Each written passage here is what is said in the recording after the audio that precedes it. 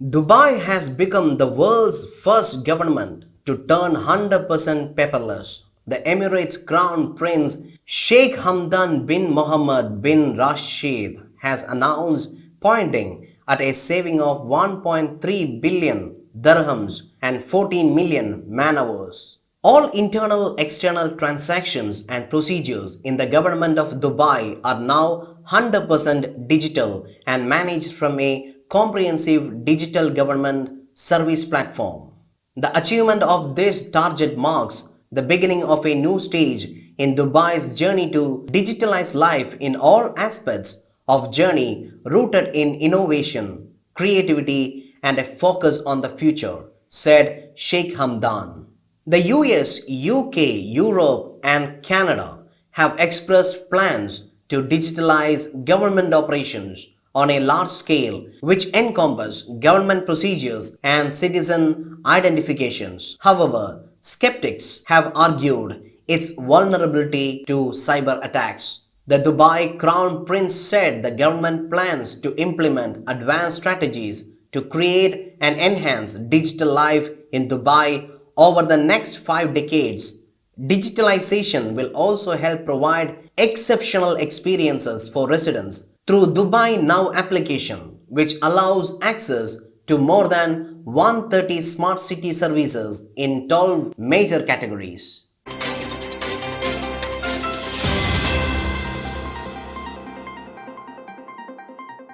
Elon Musk has been declared Person of the Year by Time for the year 2021. Describing Elon Musk, Time magazine said, "The richest man in the world does not own a house and has recently been selling off his fortune. He tosses satellites into orbit and harnesses the sun. He drives a car he created that uses no gas and barely needs a driver. With a flick of his finger, the stock market soars and soon an army of devotees hang on his every utterance. He dreams of Mars as he bestrides Earth, square-jawed and indomitable." The Time report said, "This is the man who aspires to save our planet and get us a new one to inhabit. Clown, genius, edgelord, visionary, industrialist, showman, a madcap hybrid of Thomas Edison, P.T. Barnum, and Andrew Carnegie, who invents electric cars and moves to Mars." His startup rocket company SpaceX has leapfrogged Boeing and others to own America's space-faring future. His car company Tesla controls two-thirds of the multi-million-dollar electric vehicle market. It pioneers and it valued at a cool $1 trillion. That has made Musk, with a net worth of more than $250 billion, the richest private citizen in history, at least on paper, Time magazine said. He is a player in robots, solar, cryptocurrency, and climate. The brain-computer implants to stave off the menace of artificial intelligence and underground tunnels to move people at super speed, Time magazine reported.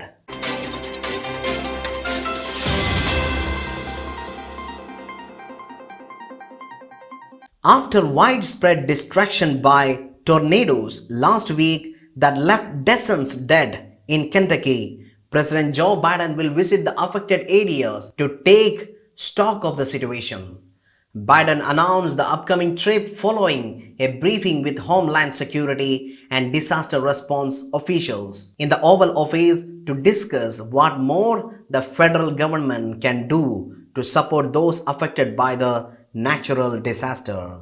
White House Press Secretary Jen Psaki said on Monday that Biden is not expected to give a speech when he visits Kentucky, but will rather be focused on meeting with local officials and trying to be a source of comfort to people who have gone through a devastating couple of days in their communities. Biden, who has already signed emergency declarations for Kentucky, said he stands ready to do the same for Illinois. He added that he has ordered his administration to make every resource available to local and state officials in Kentucky and other states impacted by the storms. At least 64 people were killed in the state alone, though officials believe the death toll will be lower than initially feared because many people escaped a candle factory in Mayfield, Kentucky than first thought. As searches continued for those still missing, efforts also turned to repair the power grid, sheltering those whose houses were destroyed and delivering drinking water and other supplies.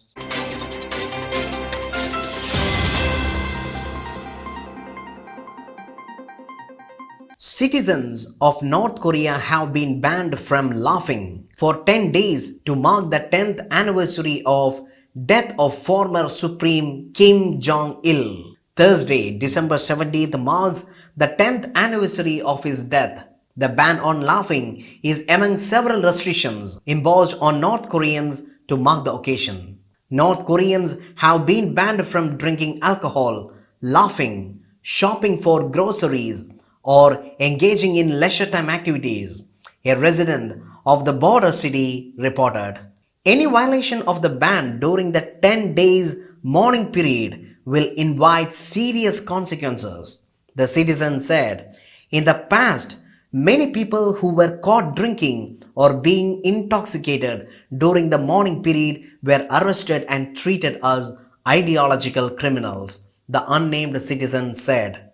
They were taken away and never seen again. During the mourning period, no one will be allowed to carry out even funeral rites or services or celebrate birthdays.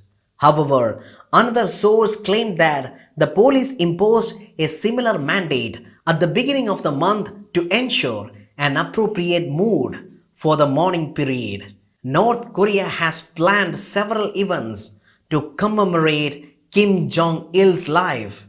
These include a public display of his photography and art, a concert, and an exhibition of King Jong-ilia, a flower named after him.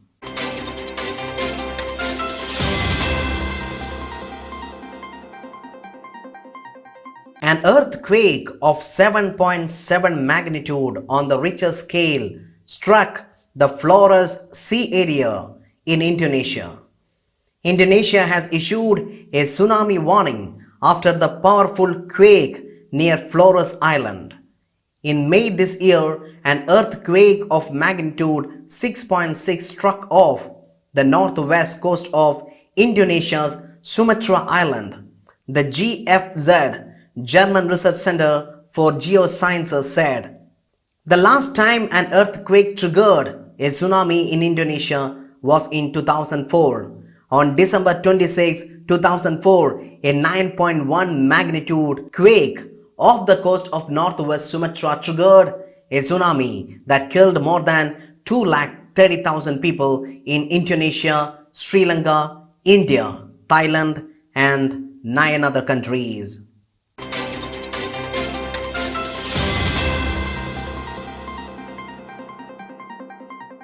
In the coming weeks, the state of Israel will distribute 1 million AstraZeneca COVID-19 vaccines to African countries through the international COVAX vaccine distribution mechanism. The decision to donate vaccines was made on Friday during a meeting of Prime Minister's office, the Ministries of Foreign Affairs and Health. The state of Israel joins the international effort to vaccinate populations that do not have access to vaccines. I am delighted that Israel can contribute and be a partner in eradicating the pandemic around the world. While corona vaccines are distributed across the entire world in order to defeat the pandemic, the new corona variants will develop in areas where vaccination rates are low. Israel Foreign Minister Yair Lapid said, "In recent months, the state of Israel has strengthened ties with African countries, including its return to observer status in the Organization for African Union. This donation of vaccines, which will reach nearly a quarter of the continent's countries, will help to strengthen ties. COVAX is a global vaccine distribution mechanism based in Geneva that aims to procure and distribute corona vaccines in an equitable manner. The mechanism is the product of exceptional global cooperation, and it is the only way for many developing countries to obtain vaccines. The COVAX mechanism also ensures that vaccines reach countries where they can be used.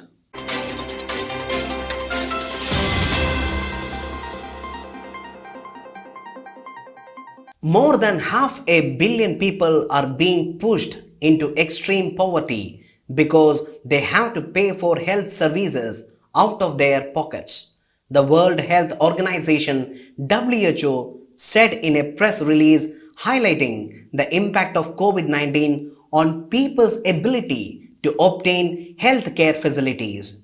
In its press release, WHO mentioned two new complementary reports, one by WHO and other by World Bank, that offered both a warning and guidepost to all the countries as they strive to build back better from COVID-19. It said COVID-19 pandemic is likely to halt 2 decades of global progress towards universal health coverage.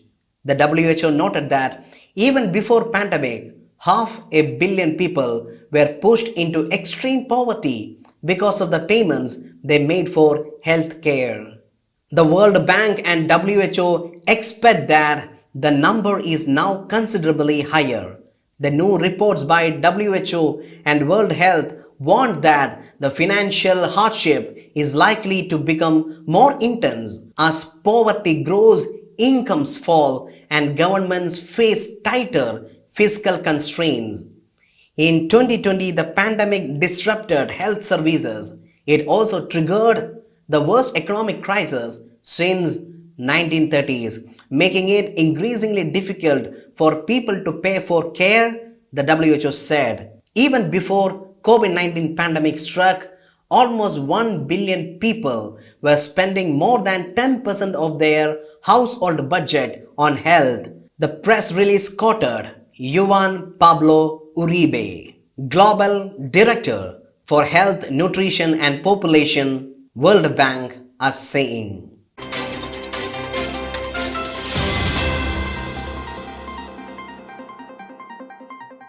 "The summit of Russia, India, China can be held in the near future," said Russian presidential aide Yuri Mikhail Metzel on Wednesday. According to TASS news agency, the Russia-India-China format was addressed during a video conference meeting between Russian President Vladimir Putin and President of China Xi Jinping. The topic of cooperation in the Russia-India-China format was addressed. The agency quoted the Kremlin's spokespersons as saying, the spokesperson said that the leaders agreed to continue exchanging opinions in this regard and to endeavor to hold the next summit within the RIC framework in the near future. The last meeting of the leaders of 3 countries in the RIC format took place in June 2019 on the sidelines of G20 summit in Osaka. The topic of cooperation within the framework of the Shanghai Cooperation Organization was also discussed in detail. The spokesperson was quoted by the report as saying, it was stressed that this is essentially a new kind of international platform established on the principles of openness, transparency, mutual respect, and consideration of the interests and concerns of each other, the spokesperson said as reported by the agency.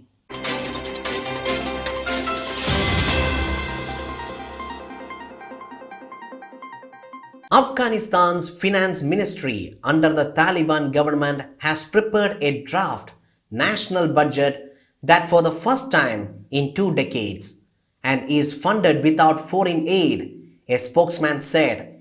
It comes as the country is mired in economic crisis and faces a looming humanitarian catastrophe that the United Nations has called an avalanche of hunger. Finance Ministry spokesman Ahmad Wali Akmal did not disclose the size of the draft budget, which runs until December 2022, but told AFP it would go to the cabinet for approval before being published. We are trying to finance it from our domestic revenues and we believe we can, he told state television in an interview shared on Twitter. Global donors suspended finance aid when Taliban seized power in August, and Western powers also froze access to millions of dollars in assets held abroad. The 2021 budget put together by the previous administration under IMF guidance projected a deficit despite 219 billion Afghanis in aid and grants and 217 billion from domestic revenue. At that time, the exchange rate was around 80 Afghanis to the dollar, but the local currency has been hammered since the Taliban returned, particularly in the past week, slumping to 130 on Monday before recovering Friday to around 100. Akmal accepted that public servants are still owed several months of wages, saying, "We are trying our best to make good on overdue pay by year end." He warned, however, a new pay scale had also been prepared.